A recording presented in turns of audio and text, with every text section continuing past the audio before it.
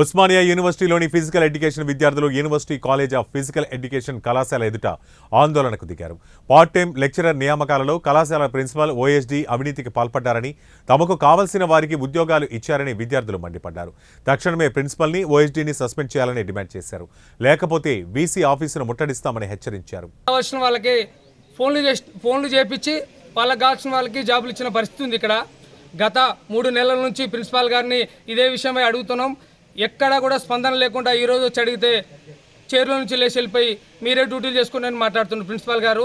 ఈ విషయంపై ఓఎస్డీ గారిని పలుసార్లు రిజిస్టర్ గారిని 100 సార్లు కలిసినా కూడా ఎవరు కూడా చర్య తీసుకోలే. వీసీ గారు మీరు దీనిపై చర్య తీసుకొని రాష్ట్ర ప్రభుత్వం దీనిపైన కూడా దృష్టి పెట్టి ఎంపీడీ కళాశాలను సక్రమ మార్గంలో నడిపించే విధంగా చేయాలని చెప్పేసి కోరుచున్నాం. అదేవిధంగా మన ఉస్మానియా యూనివర్సిటీ ఫండ్ ప్రతి సంవత్సరం 4 కోట్ల రూపాయలు వస్తుంది.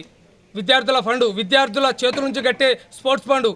ఆ 4 కోట్ల రూపాయలు మన ఐయూటీకి అలాట్ చేసింది 70 లక్షల రూపాయలు. కానీ గత 3 సంవత్సరాల నుంచి ₹1 కూడా ఇవ్వలేదు.